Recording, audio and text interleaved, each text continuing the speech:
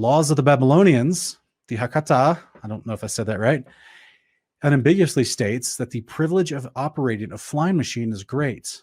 The knowledge of flight is among the most ancient of our inheritances, a gift from those up on high.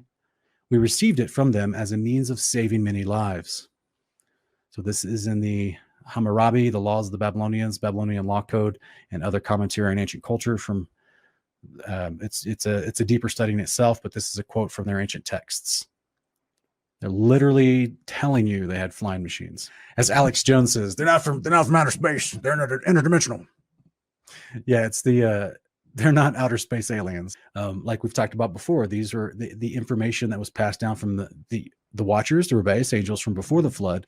And they picked up on some of this information after the flood, and we went over that in two different times. But last week as well, in part 3, we went over that as well as we looked at the post-flood giants. But the people that control history and control the textbooks, they want to push a certain narrative, and so they have to ignore this history. It's all out there, guys. It's all out there to find and research, especially with the internet these days. You just have to be able to, be careful and line it up carefully as possible. From the Babylonian ancient texts, talking about the privilege of operating a flying machine, and that privilege and that ability was given to them as an inheritance from their forefathers.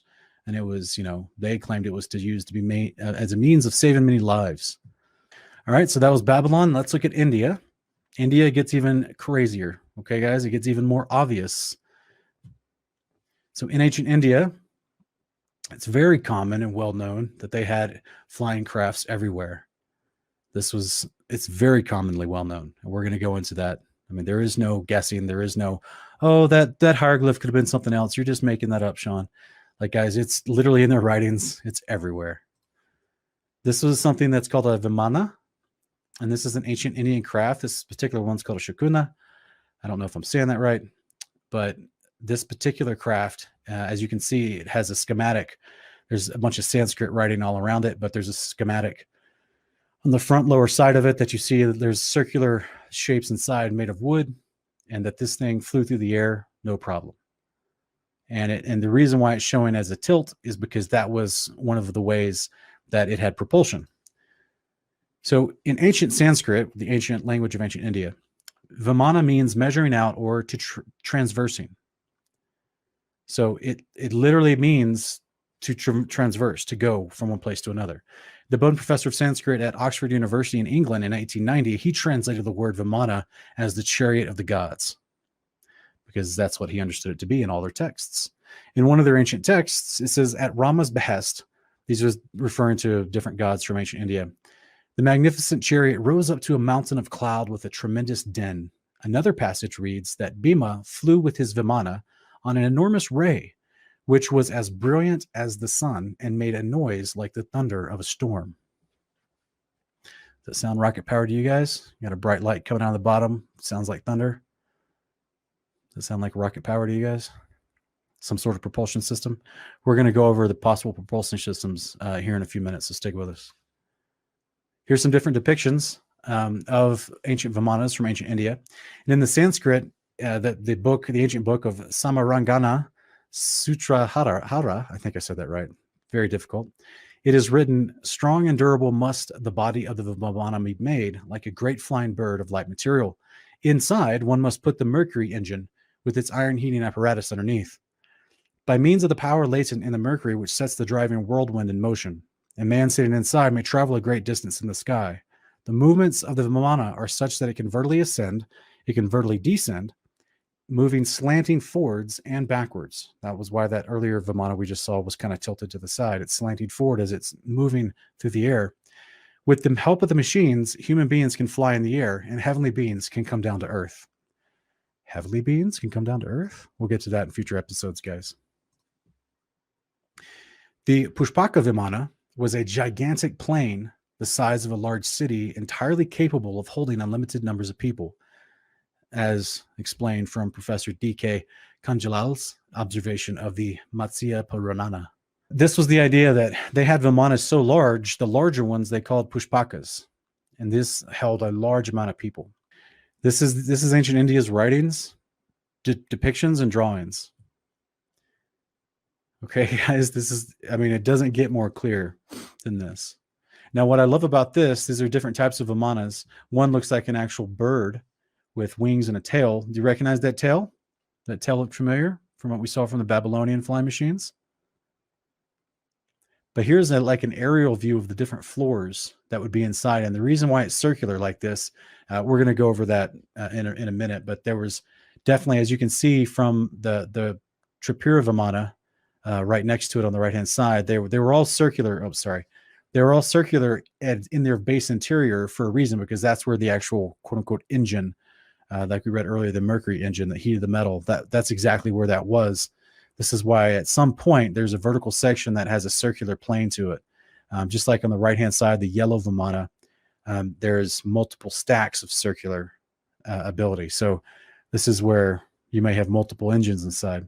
Here's an ancient depiction of Vimanas with ancient gods flying in the sky. This one's more like a Pushpaka, has a big one. And those gods are not normal size, by the way. This is on a rock found in ancient India. Then you also have a comparison to one of the Vimanas we've already looked at. If you look at if you look at the base of it, you've got the circular engine capacity. And then above, you'd have storage levels. And these storage levels would house people. So they literally had, you know, the ability to carry and transport people. These are ancient writings of a Shukuna Vimana from the past. And this one even had a little tail. Now, the reason why I would have a little tail that they probably designed to look like a bird or a swallow's tail is because that helps with aerodynamics. It's like a rudder, right? We have them in a different way. The same aerodynamic principles used in a different way in modern flight vehicles that we have today. But in ancient times, this is an ancient, look at this, guys. Just look at this for a minute, okay? Here's an ancient depiction of people in India looking up in the sky at a whole bunch of people and what looks like a boat in the sky flying through the air. You look at an actual depiction of a Vimana from 1928, from when they translated a bunch of ancient Sanskrit texts into English and actually had engineers draw out the specs of what they were reading.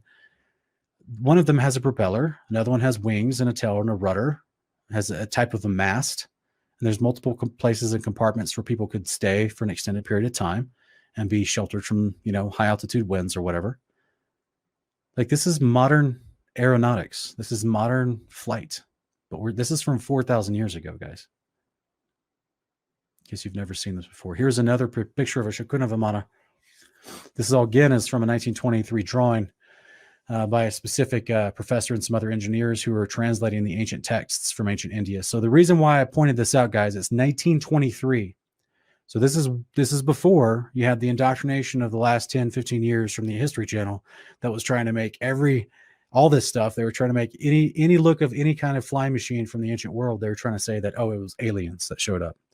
So this is people from the 1920s that took stuff from ancient India, translated the texts, and actually drew with schematics what they thought they were reading. And they're drawing a flying ship with wings and a propeller and metal engines that burn metal. And we're going to explain that in just a minute.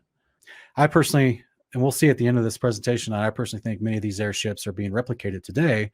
We already have this technology. They've already figured it out. They're just not going to release to the public. So, I mean, we do have a highly advanced aircraft. They just maneuver in a different way of single point propulsion or with a gyrocopter, whereas these had a sense of floating, very different type of aerodynamics and propulsion, flight propulsion. This is the big question a lot of people ask is, what is powering these crafts?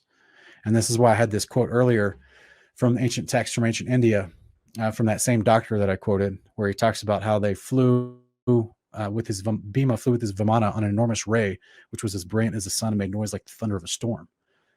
Well, there's a reason for that. And many people believe it was because of cinnabar. So cinnabar is an actual mineral that's extremely dangerous. It's mined in multiple places around the world. And cinnabar is a mercury sulfide. So some of the ancient texts from ancient India, I didn't have time to put them all on screen tonight, guys, but it actually talks about how they would power these crafts with mercury and quicksilver. Quicksilver is also a word for mercury. And also sometimes they would mention honey, which I don't know how they used it. I don't know how that works, but that's crazy. To me, that's to me, that throws in like a whole different mindset of like a land flowing with milk and honey. So the ancient Indians, they talked about cinnabar, and how, because it was basically an elemental mineral that you could mine from the earth, but it held mercury inside of it. Cinnabar is the absolute most harmful mineral to handle on the earth. It is the world's fundamental wellspring of mercury, and it's been mined subsequent to Neolithic times. Means a long time ago they've been mining this stuff. It was found in tombs of ancient Egyptians and Mayans and the Chinese, and it was mined from Egypt and Italy, Southeast Asia, ancient Greece, and Assyria and Babylon areas.